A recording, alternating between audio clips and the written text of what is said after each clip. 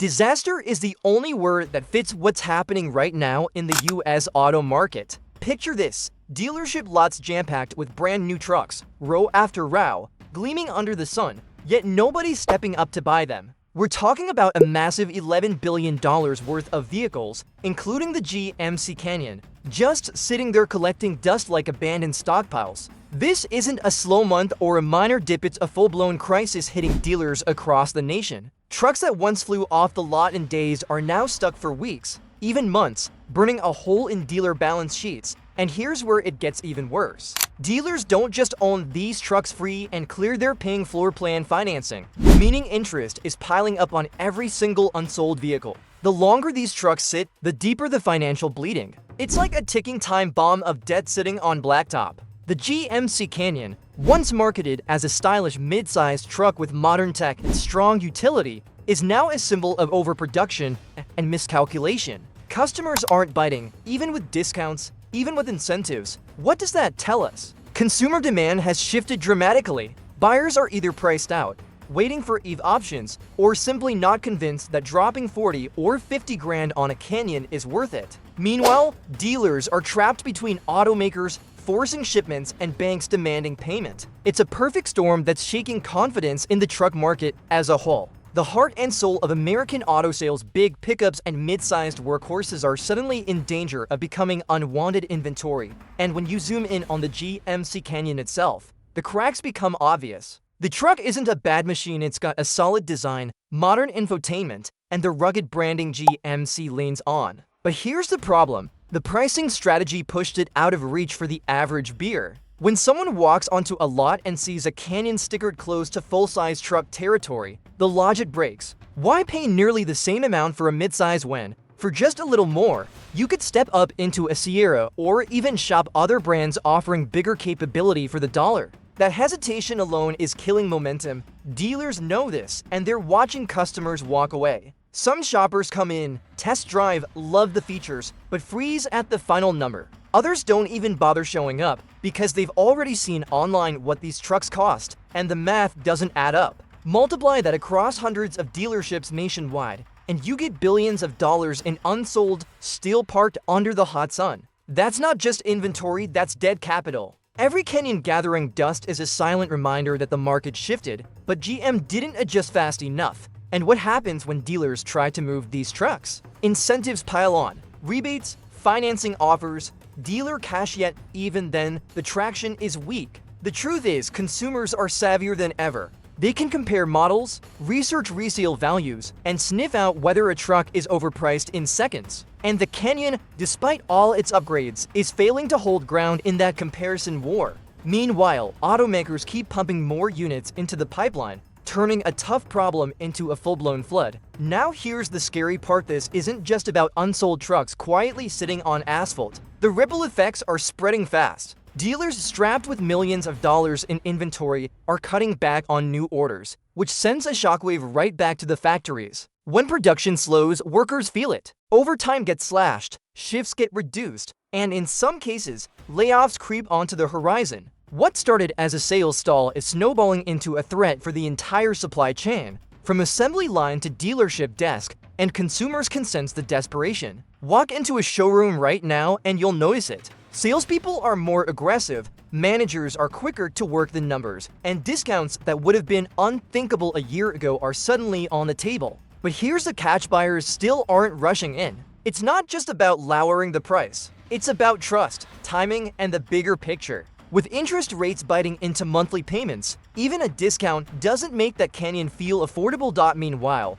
competitors are circling like sharks. Toyota's Tacoma, Ford's Ranger, even the Chevy Colorado, they're all fighting for the same slice of the midsize market. And when buyers compare across the board, GMC is finding itself in a tough corner. The Canyon has some strengths, sure, but in a market this crowded and this cautious, some strengths aren't enough to pull people off the fence. And here's where it turns into a pressure cooker. Dealers can't just sit and wait this out. Every single day those trucks sit idle, the cost of carrying them rises. Insurance, financing, maintenance, yes, even parked vehicles require upkeep.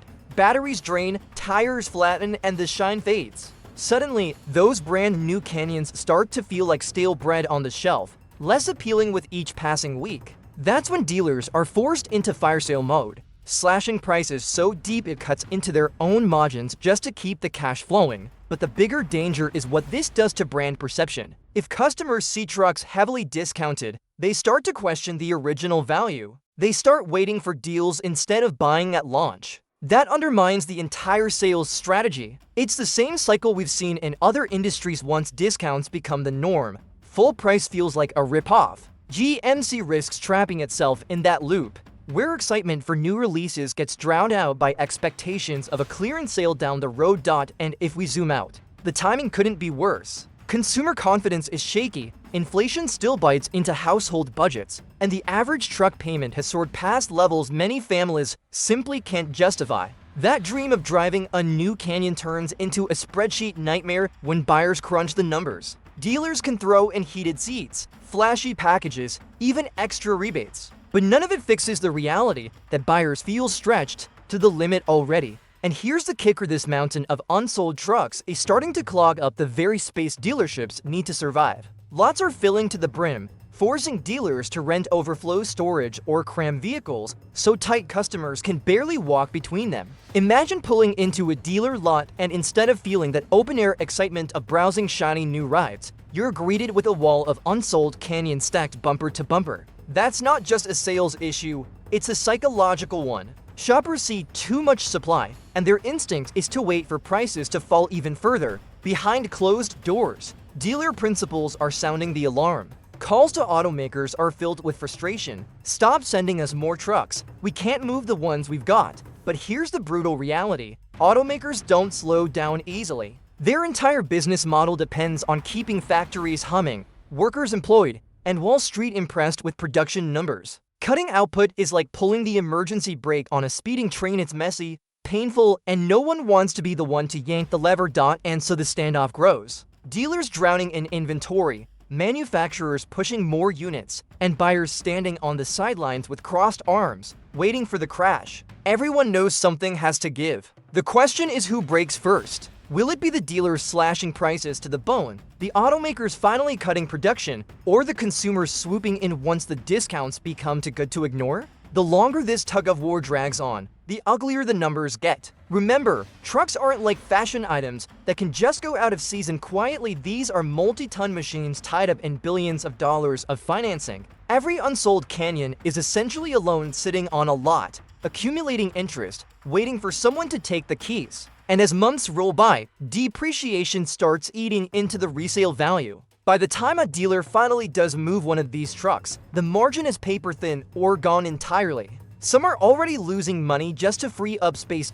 And think about what that means for the beer side. When trucks get liquidated at steep discounts, it's great for the lucky few who jump in, but it also crushed the resale market. Owners who bought last year are suddenly staring at a truck that lost value faster than they imagined. That frustration kills brand loyalty. Why stay with GMC if the value of your vehicle nosedives within a year? It's a cycle that poisons long-term trust, and trust is the one thing a brand can't afford to lose in a competitive market. Meanwhile, the broader economy isn't offering much relief. Interest rates are still high, and lenders are tightening credit checks. That means fewer approvals, tougher terms, and higher monthly payments. So even as discounts grow, buyers hit a brick wall when the financing conversation starts. It's a lose-lose. Trucks sit unsold because payments are too steep, and payments are too steep because the trucks are sitting unsold. And here's where the domino effect really starts to show. When dealerships can't move trucks, their cash flow dries up. Cash flow is the oxygen of a dealership. It pays the staff, keeps the lights on, fuels marketing, and covers day-to-day expenses. Without steady sales, that oxygen gets thinner and thinner. Some dealers are already dipping into reserves or borrowing just to keep operations afloat. And if this continues, we're going to see smaller, family-owned dealerships pushed to the brink, forced to sell out or shut down entirely. At the same time, automakers are staring down their own nightmare. Once those unsold trucks pile high enough, it doesn't just hurt dealer relationships, it signals weakness to investors. Wall Street doesn't want to hear about record inventory levels. They want growth, demand, and profits. So when analysts start highlighting thousands of Canyons parked like unsold toys, the stock price trembles, executives get grilled, and pressure mounts from the top down to fix it now. But how do you fix a market that's already telling you no? And while all of this unfolds, consumers are watching the headlines. They see $11 billion in unsold trucks, and they're not thinking opportunity, they're thinking risk. If these trucks aren't selling, maybe it's because the product isn't good enough. Maybe it's because the economy's about to crack. Maybe it's smarter to wait until next year. In other words, the crisis feeds itself. The more people hear about trucks sitting unsold, the more they hesitate, and the slower the market gets, and the spiral deepens when you factor in technology shifts. Buyers today aren't just comparing the Canyon to another gas-powered mid-sized truck, they're weighing it against the tidal wave of electrification. Even if EV trucks aren't dominating sales yet, the idea of them is reshaping beer psychology. Why lock into a pricey gas model today if the electric alternatives will be better, cheaper, and more plentiful tomorrow? That hesitation, even from people who aren't ready to go electric yet, creates drag on demand. It's like the market is collectively hitting pause, waiting to see what happens next. Meanwhile, marketing dollars are being burned at an unprecedented rate. GMC ads promise rugged adventure, tech-savvy features, and professional-grade toughness. But flashy commercials can't erase the sight of dealer lots filled to bursting. That disconnect between the message and the reality only widens consumer skepticism. People know hype when they see it, and right now, hype isn't moving metal. And let's not ignore the psychological weight sitting on the shoulders of sales teams. Imagine clocking in every morning, knowing you're staring down the same trucks you couldn't sell last week, last month, maybe even last quarter. Morale takes a hit, confidence erodes, and desperation creeps into the sales pitch. Customers pick up on that energy instantly. A stressed, frantic dealer doesn't inspire trust, it pushes buyers even further away.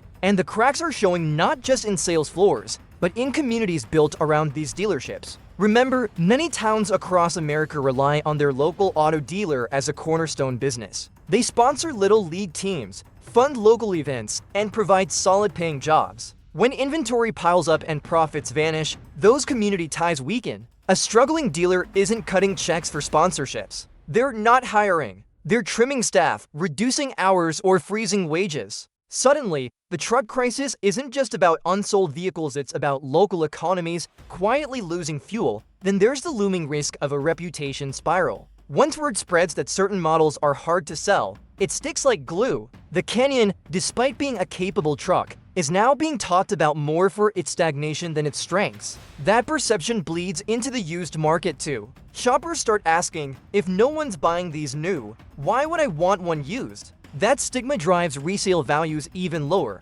turning the Canyon into a harder bet for anyone considering long-term ownership. And behind all of this, banks and lenders are watching closely. They know the risks of financing vehicles that might not hold their value. If the Canyon becomes a symbol of quick depreciation, lenders may tighten terms specifically for GMC trucks, raising rates or requiring bigger down payments. That makes an already tough sale even tougher, layering financial barriers on top of psychological ones. And here's the part that should make every automaker nervous: this truck backlog is more than just a GMC Canyon problem. It's a warning shot for the entire industry. If a mid-size pickup, which used to be a safe bet in nearly every US market, can't move off the lot, what does that say about the health of the broader market? It means beer fatigue is real, prices have officially crossed the line of tolerance, and loyalty is no longer bulletproof.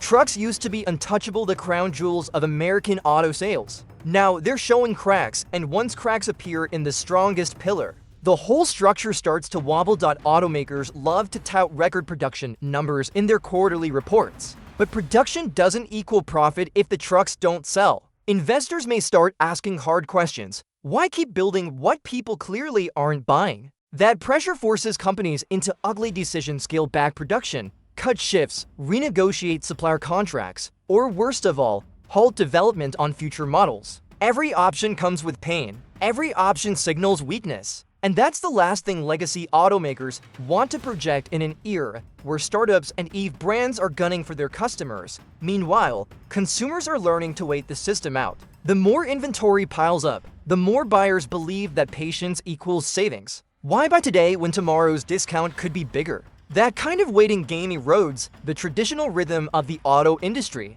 Instead of chasing new releases, people hold back, knowing the best deals arrive months later when lots are overstuffed. For GMC, that shift could permanently change how the Canyon and other models are perceived not as hot new trucks, but as vehicles destined for the bargain bin, and the financial strain doesn't stop at dealerships, it feeds all the way up to the manufacturer. Unsold Canyons tie up billions in working capital that could have been used for research, development, or marketing new products. GM now faces a dilemma. Do they continue pushing more inventory to dealers, risking even deeper losses? Or do they cut back production and risk underutilizing factories built to churn out tens of thousands of units a month? Neither choice is painless, and both carry consequences that ripple across shareholders, employees, and suppliers alike. At the same time, the competitive landscape isn't standing still. Ford, Toyota, and even rising EV brands are carefully watching GMC's misstep.